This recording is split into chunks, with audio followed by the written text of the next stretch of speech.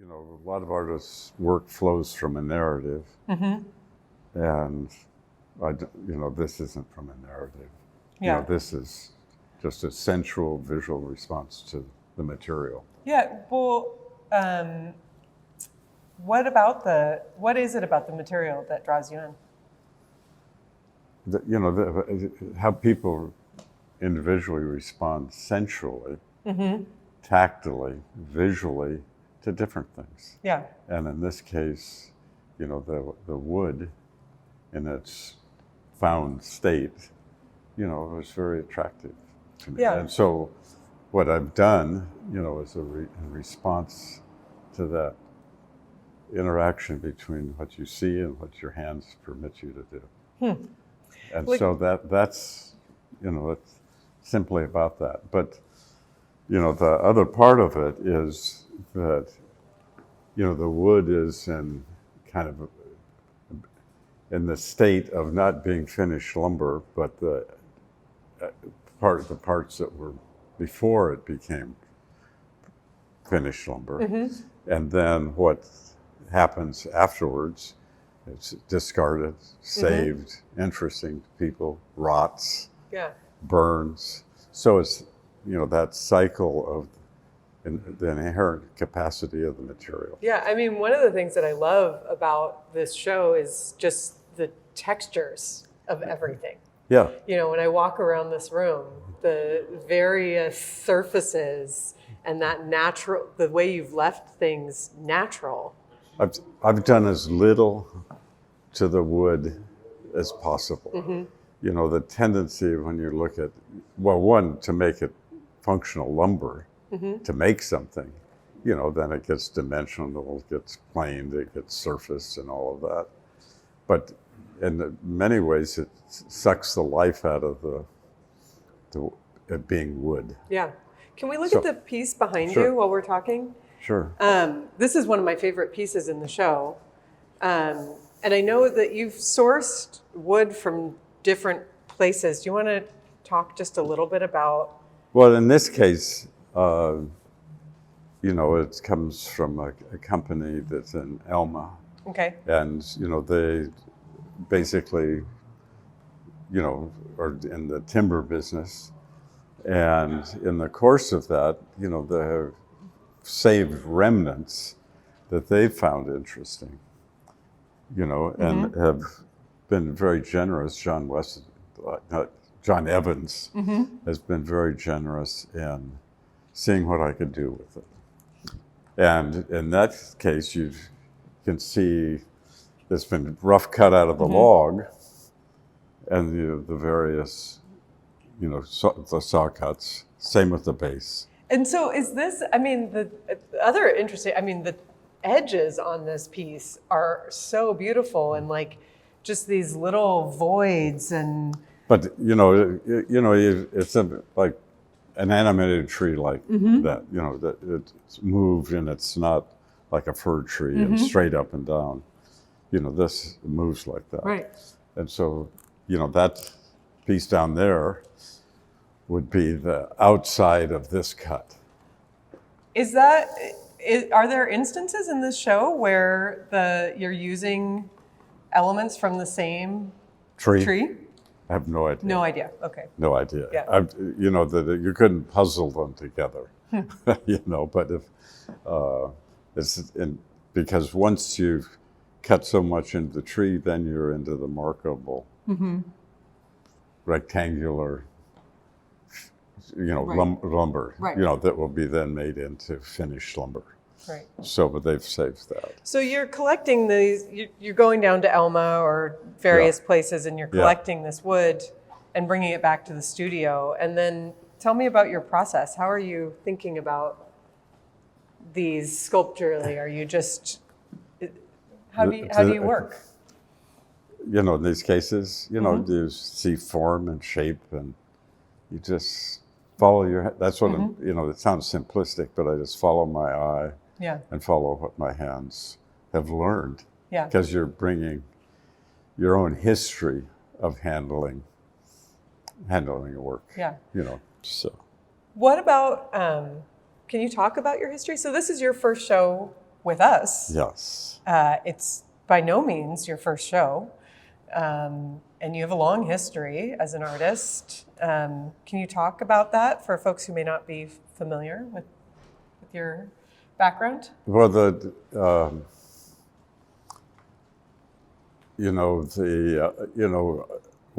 my undergraduate work is in my degree was in microbiology. Mm-hmm. I intended to go to medical school. I was miserable. I could either finish in chemistry or microbiology. I could finish in microbiology faster. Okay. And by that time, I was already starting to make things, very figurative things. And just in a studio on your own, or just were you on my taking own. classes? Or? I just instinctively started. And one of the first things I did was a portrait in wax that I subsequently had cast in bronze. And that was one of the first pieces that I started entering at that time. That's 50 years ago. Mm-hmm. And so Bellevue Art Fair, Edna's, that was a vehicle for artists because the gallery system wasn't very strong. Right. And so I started doing a lot of work over time, and it changed over time. But, that I wanted to go back and get a master's degree in sculpture without having an undergraduate degree. And because I was doing figurative things, there was support by Norman Taylor and others in the department at university at that time that I was admitted to their master's program without a degree. My degree was in science. And collateral to that, I had a research assistant job in the micro department and subsequently the botany department. So I was subsidizing, along with Ginger's support, developing my art career. Yeah. And so once I was in that program at the university, the figurative work that I was doing completely changed, and the acrylic work that you're familiar with, I started. And just, so those steps, again, it's just following one's eye and one's imagination. And with the acrylic work, I mean, to my eye, and I actually haven't talked to you about this, but to me, that really is sort of the starting point of sort of exploring materiality. But I'd been doing before. I had done things in wood. I'd done things in. And I just haven't seen. You hadn't seen it. Yeah. But so I was a graduate student, the first artist that Don Foster selected to become part of his staple after he bought the gallery. And David Mendoza was involved with that. And so the first exhibition I had as a graduate student was at Foster White. Yeah. So, that evolved through those plastic, those acrylic pieces. And those were shown in Vancouver Boshi, Fountain Gallery, Sawyer in San Francisco, Esther Robles in Los Angeles. And so for a period of years, I was really successful and was known for doing those things. I mean, I still see your work in collectors' homes and collections all the time. Yeah, because, and it's a generational thing. Yeah. But I'd lost interest in that, and Don was supportive in the additional work I did, which involved some performance work with Louise Durkee and her then husband, Norman Durkee, and others. So, and it was during the latter part of that, doing completely different work, that Dale came back at, from RISD, and which became represented by Foster White. And it was Don and Graham, who connected me with Dale. And that had to do with, Dale had gotten a commission with when they were renovating the Rainbow Room. Oh, yeah. So, and that was the first time of really taking Dale's work off the pedestal and putting it on the wall. And that was the bubble of evolutionary glass in Dale's career. Yeah. And so I was an artist that Dale, like many artists that he hired, like, to do a project. And he worked project by project, but because of the success, that evolved into 33 years. Yeah, a long career of working. And it really was the way Dale worked, which was he gathered teams periodically and series basis. But the unusual part of our relationship, it was full time for those 30 years. And if you look at the success of from Venice to Jerusalem, so some of those, and all the large scale projects. Right, and you were that's what I did with completely so instrumental to making those things happen. Yeah, and so COVID and time and his energy, I quit working for him, and went back to what this represents, which is what I've always done. Which is, it's just the growth of what I see and what interests me. Yeah. Well, let's walk through and look at some more pieces with that kind of history in mind. It is pretty remarkable how, after 33 years and giving your kind of creative energy to that work in the studio with Dale, to come back to your own studio and have such a creative force. I mean, you've made a ton of work for this show, and this is the tip of the iceberg of what you've done over the last 4 years. Yeah. Well, no, what represents here is I spent a year trying to build a studio in Fox Island, and because of COVID, I couldn't get a permit. And so what this body represents really is August to August of 2 years. Yeah. And that it's been shaped by that. But, the interesting thing about, working with Dale is that Dale's always worked in this collaborative way of encouraging craftsmen and artists working for him to do work, the freedom of doing work. And then the dialogue, the picking and choosing from that, how to proceed. So that what permitted that was the freedom of my eye and what I thought using his materials. And I had started working a little bit with glass before I got involved with Dale. Yeah.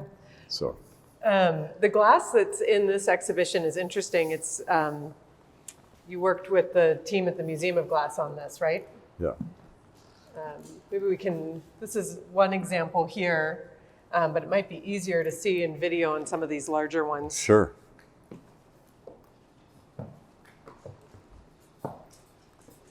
I love the relationship between the natural wood textures and all of the, everything that, by staining the wood, I feel like you bring those textures out. So one, working with Dale's glass, or and then if you look at the gaffers that he had, like Lino came very. So they're totally dependent upon the glass being fine and clear and no debris, and But I'm interested in the opposite. Well, the opposite of it, just as a material. Yeah. And so, I originally, the first thing I did, because I was interested in the course of working for Dale, was taking wood molds and casting the glass in it.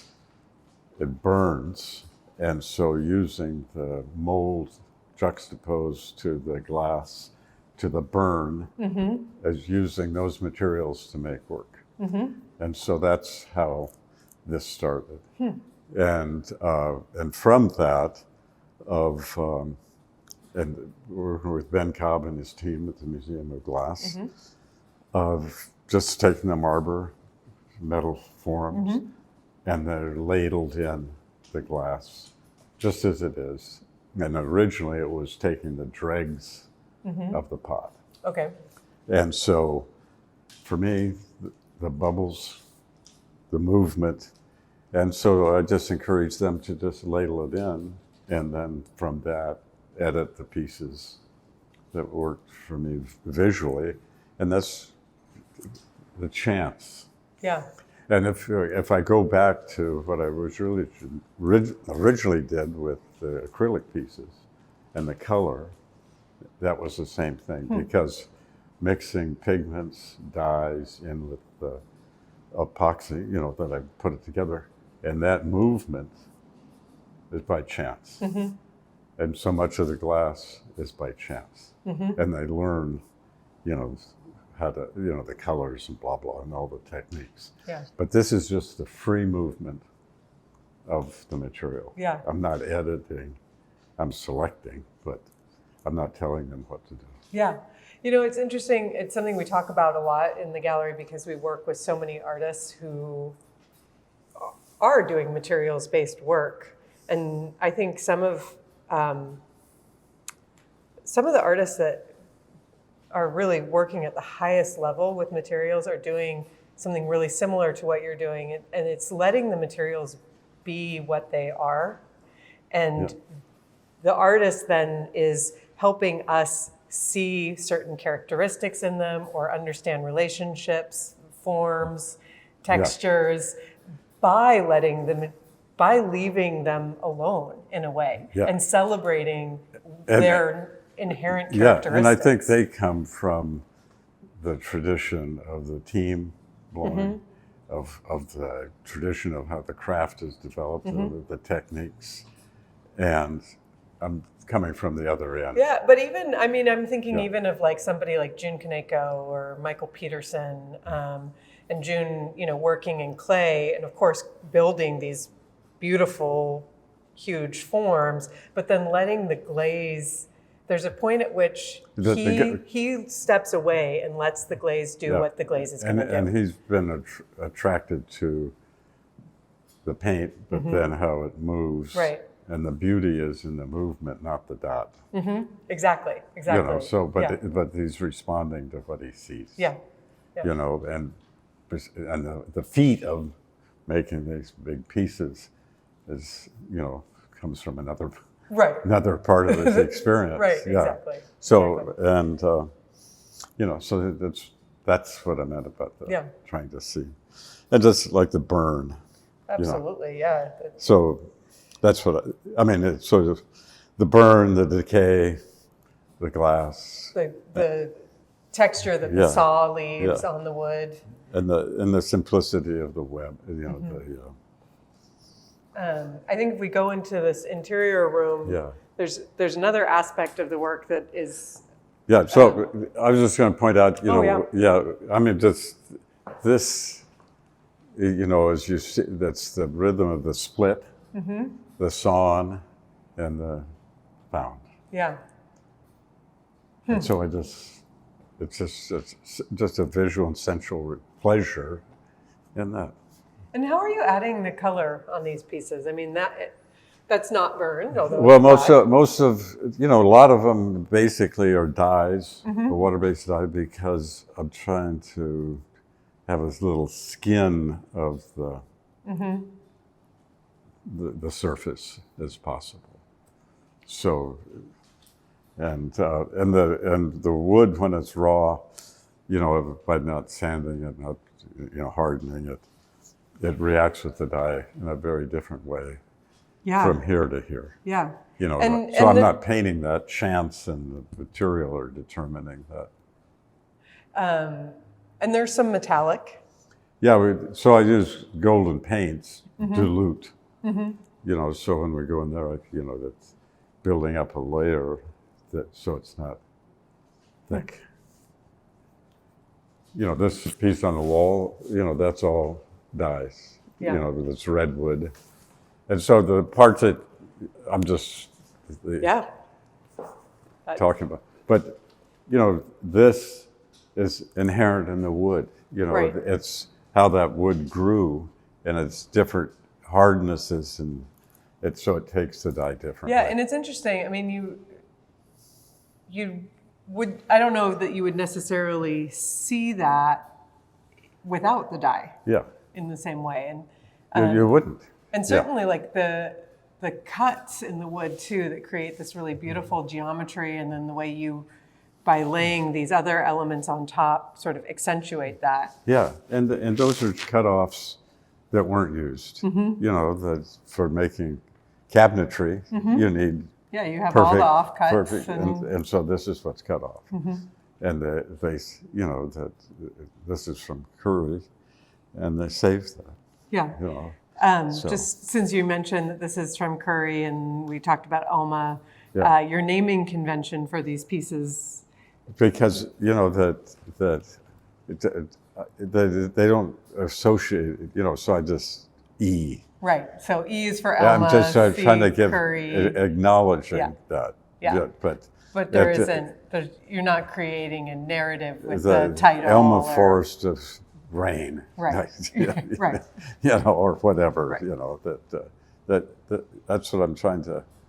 They are what they are. Right. I mean, I love that about the work. It's very direct. It's very honest. It's not trying to be more than it is. It's not a narrative of the abuse of force. Right. Or the politics of that. I'm just saying there's an inherent beauty in the transition of something that was alive, and and just, which there's a beauty in that, and it leaves open the space for people who do want there to be a narrative or want to find meaning in the work to kind of construct that themselves. Yeah, and it's the whole thing of what intention is and what meaning is, and I'm just the beauty. I'm just following beauty. Yeah, I do think there, to me, and I think Matthew Kingis references this in his essay that he wrote for your book, 33 Years. Yeah. There are some reference to figures, just with the verticality and. Absolutely, it's just that wasn't my intention. Right. And at the end of that book, there's acknowledgement of Elise's passing that occurred during that 2 years, and it's kind of a piece of work that was an A, but it didn't follow from Elise. Right. It's just the other way around. Right. So. These things emerge. Yeah, they by just themselves. emerge. You recognize something after the fact, absolutely. not by intention. Right, and maybe it's happening on a subconscious level, or maybe it's happening by accident, and it doesn't. It doesn't matter, and it doesn't matter that these forms are provocative to the viewer or for a critic in Matthew's case to have a narrative that's precipitated by their experience and their knowledge. Right, and people do bring that to the work. But that's what the attraction of art is. Right, absolutely. That's what people bring to it, not what the artist intended. Absolutely. Yeah. So. The scale of the work in this room is really fantastic, Parks. I just love, I love seeing it in this space. And I said to a few folks at the opening last night, I think I can't remember a show that felt more perfect in this particular space with the floors and the trees outside and part of that serendipity. I mean, you were attracted when you came to the studio, and it wasn't. Yeah, absolutely. It was not in any way part of our show plan. But from my point of view, I was attracted to this as kind of represents the classic white box. Yep.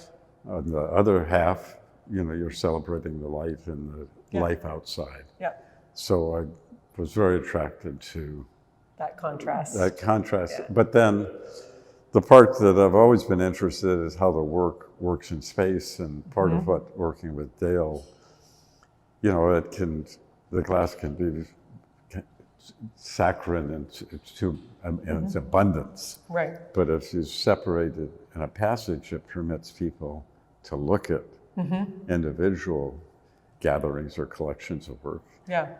It works better. Yeah, absolutely. And I think that works better for, providing isolated views for people. I mean, and that's one of the things, as we were setting up this show, we talked about it a little bit, and I think we all kind of came to it naturally, but you end up with compositions in space as well. So like you see the long view, you see the relationship between the sculpture on the floor and the sculpture on the wall, and how, this line goes this way, this line goes this way. It creates a composition in and of itself. But I'm conscious of that, looking at the piece of wood, but I'm conscious of that as the whole space. Yeah. And just like the way that color that works with that, the whole room becomes a composition. Yeah. And I'm not trying to, do it in a mannered way. I'm just trying to do it in a way that permits people to see individual work. Right. And I also love how much the work changes as you move around it. I think this piece in particular demonstrates that. I mean, what you see from one perspective is completely different. You assume it's two different pieces. Totally. If you see an image of it, you do assume it's two different pieces. But you have to put them side by side, and you have to know that you put them side by side, because that looks very much in the same, that long view, that practically disappears when that big becomes, so. Yeah. But aside, I love this space. Yeah. And what I respond to it is the history of the wood, and how it's worn, how much artists' work have gone through here, how the paint is you're not sanitizing it. Yeah. It becomes part of the patina of the space. And you feel that. Yeah, there's marks in here that tell a lot of different stories and bear a lot of different names. And it's a diary for you, but it's people coming, it's a broader sense of just feeling history. For sure. Yeah. And there's a lot of, I mean, it's the original subfloor, right? So it preceded us. Yeah, so you inherit, but somebody else's Yeah. history. You're conscious of it. Yeah. But for you, that's really, in part, a diary. Absolutely. Diary. Parks, this is such an incredible show. I just really feel so proud to have it in the gallery, and happy that I get to live with it for the next couple of months and enjoy it and learn from it. And I want us to learn from it. Yeah. Because we both want to keep working. Yeah, absolutely. And I think, right now, what's such a strong takeaway for me is how it encourages me to, it makes me more attentive to the things that I'm looking at and seeing details and things and relationships between things. And I think that's what art should do, is make you see the world around you differently. Yeah. And it's very successful at that. Yeah, and they're touchable. I mean, so I can, I've handled so much glass, and unless you've got gloves on, it's sticky. Right. So it's visually, and the way it transmits light, gathers light and transmits. And that's in part what, as a material, doing it in the raw state, I was trying to show that's an inherent part of that glass as a material. Yeah. It gathers light. Yeah. And then bends it, and, depending on the circumstance. So I've tried to do that, with that and the placement. And you've responded to where you've put pieces. Yeah. So that's I've enjoyed that part of it. Yeah, and then the wood does something so different. It sort of, brings such a warmth and grounded energy to the work, and which is a nice contrast to the glass. And but just the formality of that is beautiful. Yeah, it is. But then you look and your eyes pulled across. So Well, I hope that everyone who's watching this will have a chance to come see the show in person. It's up through December 22nd, so a good long time.